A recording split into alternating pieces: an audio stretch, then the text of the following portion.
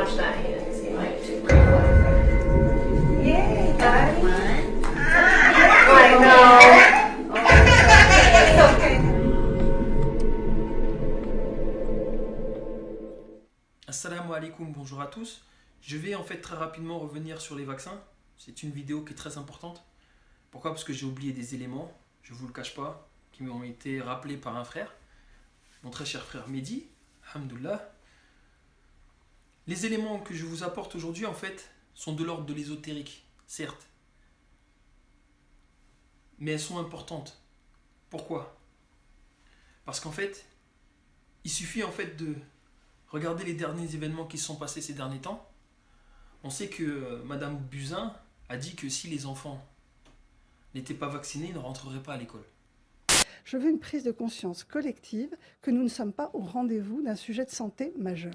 Donc je dis aux parents, c'est obligatoire, vous ne rentrerez pas, vos enfants ne rentreront pas à l'école ou en crèche s'ils ne sont pas vaccinés. Qu'a fait Macron dernièrement? Il a tout simplement abaissé l'âge de l'école obligatoire à 3 ans. J'ai décidé de rendre obligatoire l'école maternelle et ainsi d'abaisser de 6 à 3 ans en France l'obligation d'instruction dès la rentrée 2019. On peut penser qu'il s'intéresse à l'éducation de nos enfants, non, je pense pas. Moi, personnellement, je ne pense pas. Je pense qu'à l'heure actuelle, c'est un plan macabre qu'il est en train de mettre en place. Pourquoi?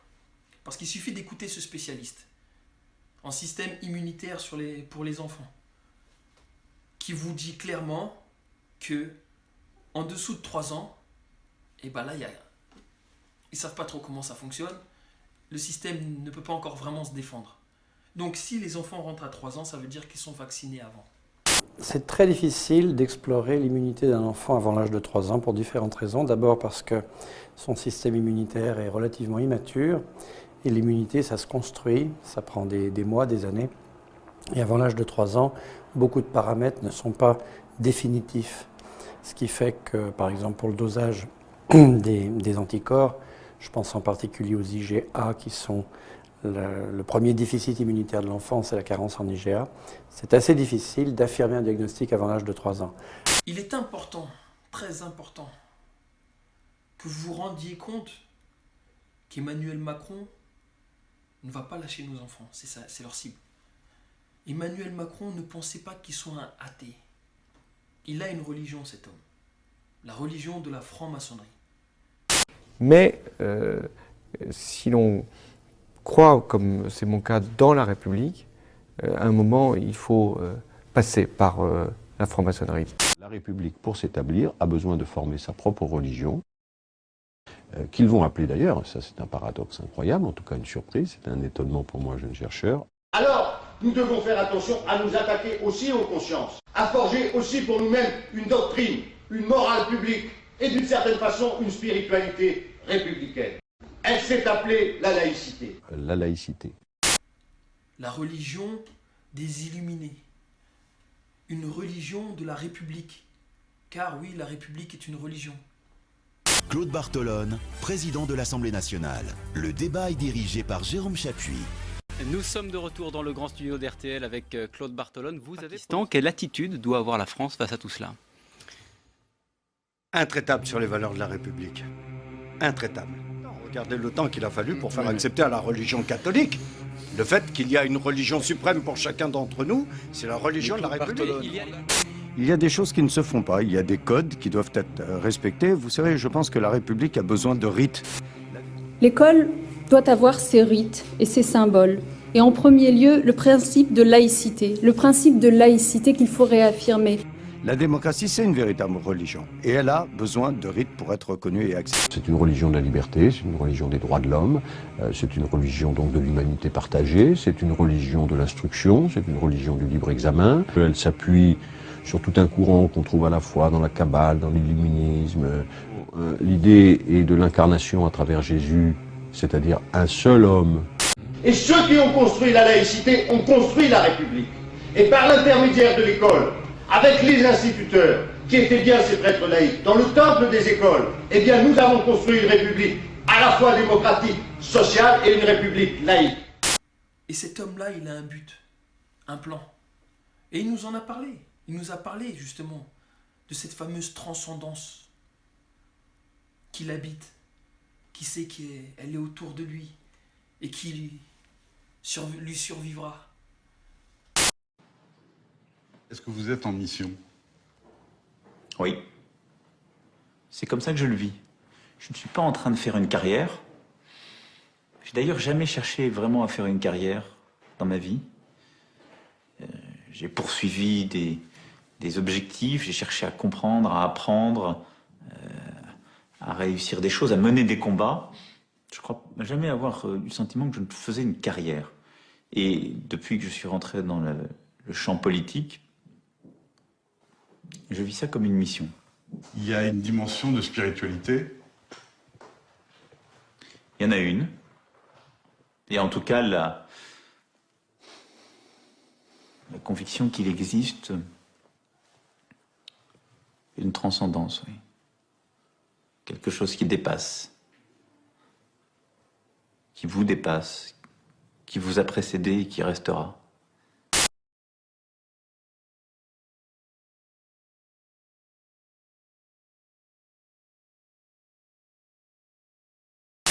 C'est la famille Hazan qui a la garde de ce fétiche depuis le XVIIe siècle. Ce simple bloc circulaire est un vaudoune exceptionnel, le plus vieux conservé. En fait, la religion vaudou est presque née ici. On peut dire que c'est la divinité ou l'entité qui protège le marché? Qui protège le marché, non seulement le marché, tout le royaume de Dahomey. De Dahomey. Contre l'invasion des ennemis. Ok, fétiche vraiment important. Je vois qu'il y a un cori aussi. Il y a de la divination qui est faite ici ou c'est pour une monnaie? Avant votre arrivée, on a demandé si tu pouvais arriver, il a accepté. D'accord. À l'approche d'élections locales, un nouveau public afflue. Les hommes politiques sont amateurs de gris-gris ou de talismans pour empocher des voix.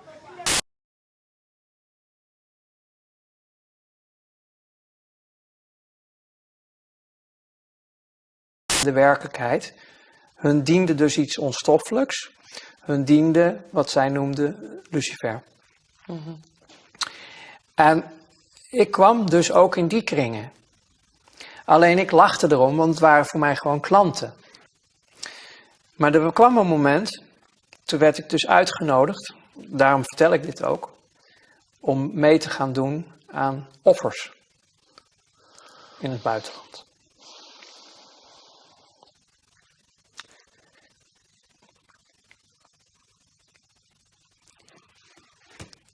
Dat was het breekpunt. Kinderen. Oké. Dat werd je gevraagd? Ja, ik kon het niet.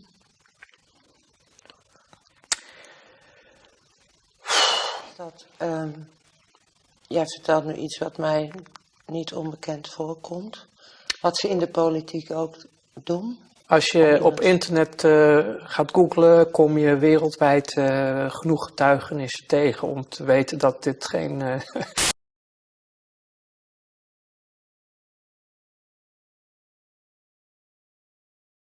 Vous vous souvenez, dernièrement, je vous ai montré la vidéo du professeur qui est directeur de production des vaccins à Sanofi, qui parle justement de singes, de bœufs, de poulets, de chiens, de fœtus humains, d'utérus de femmes, tout ça dans les vaccins.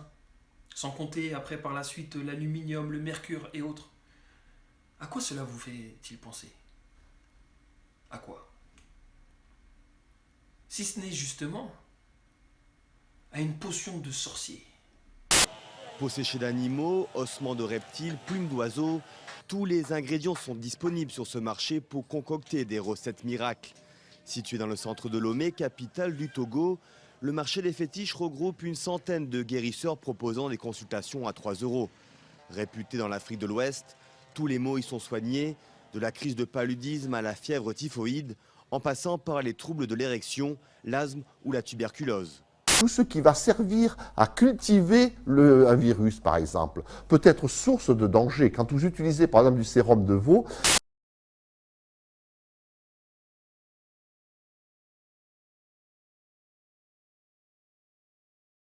rage par les têtes de chiens enragés. Donc nous guérissons la rage par la rage. C'est comme l'homéopathie. Donc nous guérissons la rage par la rage. C'est comme l'homéopathie. Nous avons eu dans les années 60 un drame qui s'est produit, c'est-à-dire que des cellules de reins de singe étaient contaminées par un virus qui s'appelait le SV40. Bon, paraît-il qu'en Afrique en général, le Bénin est le berceau du vaudou. Donc, sur le scan d'ici, il y a des restes d'animaux, des restes d'oiseaux, herbes et certains éléments naturels. Et avec tout ça, nous préparons les médicaments que vous appelez la médecine traditionnelle. Il y a certains éléments aussi pour composer les fétiches que vous appelez les forces vaudou. Ici, il y a des restes d'animaux, des restes d'oiseaux, herbes et certains éléments naturels. Et avec tout ça, nous préparons les médicaments que vous appelez la médecine traditionnelle. Ça s'est reproduit, ça se reproduira, des agents contaminants. Très récemment, on a découvert dans le virus, dans le vaccin rotavirus de JSK, un circovirus d'origine porcin. L'asthme. Ici, nous avons les vautours. Avec les vautours, les chouettes, on prépare une poudre noire à base de plantes.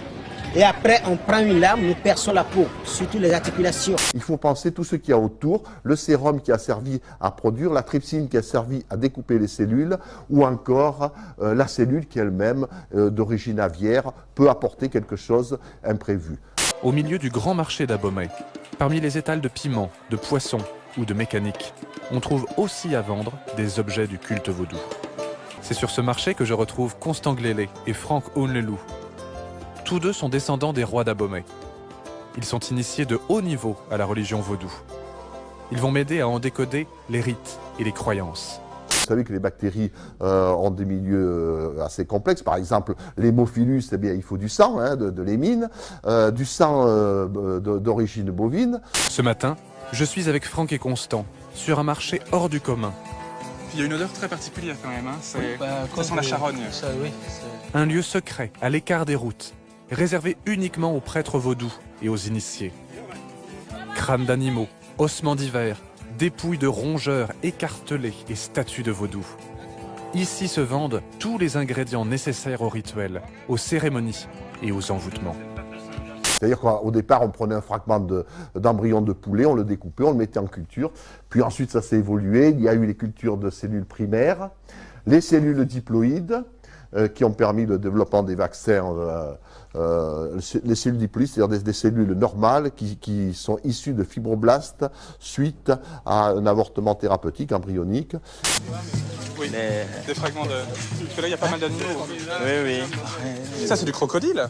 Oui. C'est une tête de crocodile. Une tête de crocodile. Je peux? Rien à soi. Oui. Impressionnant. Et ça sert pour des cérémonies extrêmement importantes, j'imagine. Faire des gris-gris. D'accord. Parce que, enfin, ça doit valoir très très cher, une tête de crocodile. Oui. C'est un excellent support de production du vaccin contre la grippe, mais elle est tumorigène. Il y a aussi des femmes qui font ça pour leur mari. Pour dompter le mari. Pour dompter le mari. Oui. Pour qu'il soit docile et écouter à la lettre ce que la femme dit. Le mari est toujours comme ça, comme mort. Mais avec ça, on peut dompter 100 femmes alors? Oui, voilà. D'accord. Non, je ne prends pas. En fait, c'est une pharmacie. Oui, c'est une pharmacie. C'est une pharmacie. Oui, c'est une pharmacie. Et cette dame a été atteinte d'un cancer du col de l'utérus. Elle est allée faire un diagnostic, on a fait un prélèvement et on a réussi à cultiver ces cellules. C'était la première fois qu'on cultivait des cellules à ce niveau-là.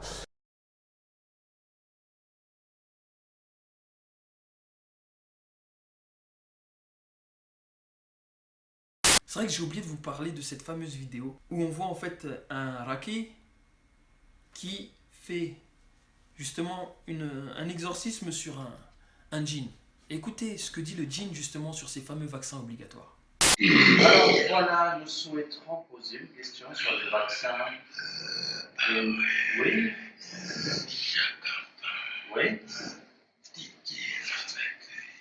Chaque enfant, 10 djinns avec lui, qui viennent avec le vaccin. Mais il y a quoi dans le vaccin? Vous voulez quoi? Ça veut dire que le monde des humains doit devenir le monde des djinns. Mais qu'est-ce qu'il y a dans le vaccin qui empêche les djinns? Oui, on a fabriqué ça en Afrique? Oui, avec des sorciers. C'est de la sorcellerie qui apporte les djinns envers les êtres humains. La sorcellerie qui a été dans les vaccins. Ce n'est pas les médecins et les laboratoires qui ont fabriqué les vaccins.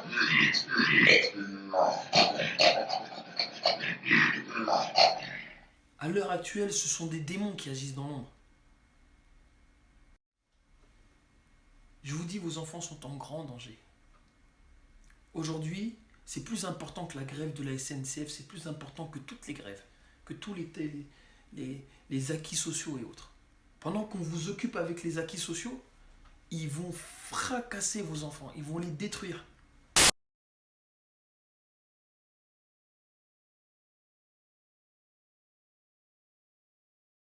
Emmanuel Macron, vous l'avez vu hier matin, hier à midi, hier soir, est-ce qu'il a pris le leadership dans la lutte contre le réchauffement climatique? Est-ce que vous diriez cela?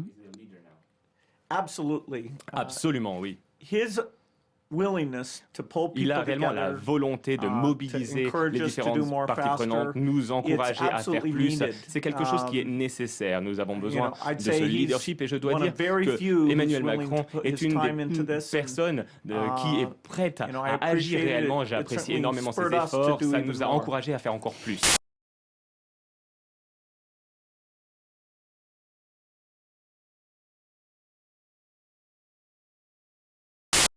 CO2 is warming the planet. And the equation on CO2 is actually a very straightforward one. If you sum up the CO2 that gets emitted, that leads to a temperature increase. And that temperature increase leads to some very negative effects. The temperature will continue to rise. And so that's a big challenge. This equation has four factors, a little bit of multiplication. So you've got a thing on the left, CO2, that you want to get to zero, and that's going to be based on the number of people, the services each person's using on average, the energy on average for each service, and the CO2 being put out. So let's look at each one of these and see how we can get this down to zero. Probably one of these numbers is going to have to get pretty near to zero. That's back from high school algebra. But the world today has 6.8 billion people. That's headed up to about 9 billion. Now, if we do a really great job on new vaccines, health care, reproductive health services, we could lower that by perhaps 10 or 15%. But there we see an increase of about 1.3.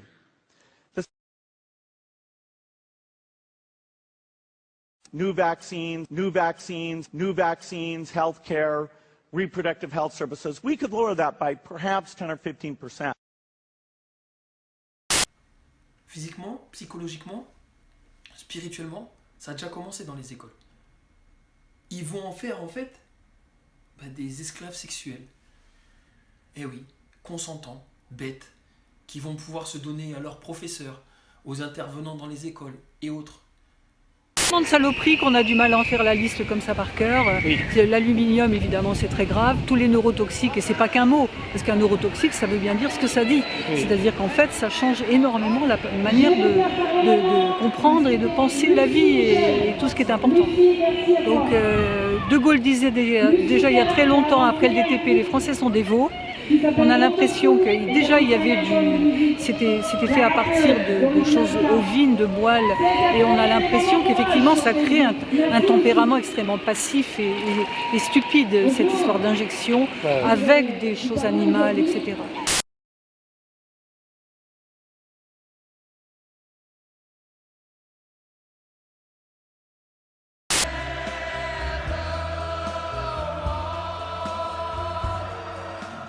Encore une fois, voyons ce que l'on peut faire, voyons comment nous pouvons nous unir pour arrêter ce génocide. Je vous redonne une nouvelle fois les coordonnées de Farida. Il est important que vous alliez sur son site, dont je vous ai mis le lien. Il est important de prendre contact avec elle, parce qu'elle sait à l'heure actuelle comment faire pour extraire nos enfants de ce système. Leur apporter une éducation et leur apporter surtout tout notre amour et notre soutien. Ils ont besoin de nous, soyons à la hauteur, de nous unir pour pouvoir en fait changer les choses. Nous sommes tous dans le même bateau. Il est en train de couler, il est temps de mettre un petit coup de mastic. Voilà, ouais, mettre du coufre. Vous irez voir ce que ça veut dire coufre. De mettre un peu de coufre, justement. Et reprendre le voyage paisiblement unis les uns les autres. Donc je vous dis à très bientôt. Assalamu alaikum. Bonsoir à tous.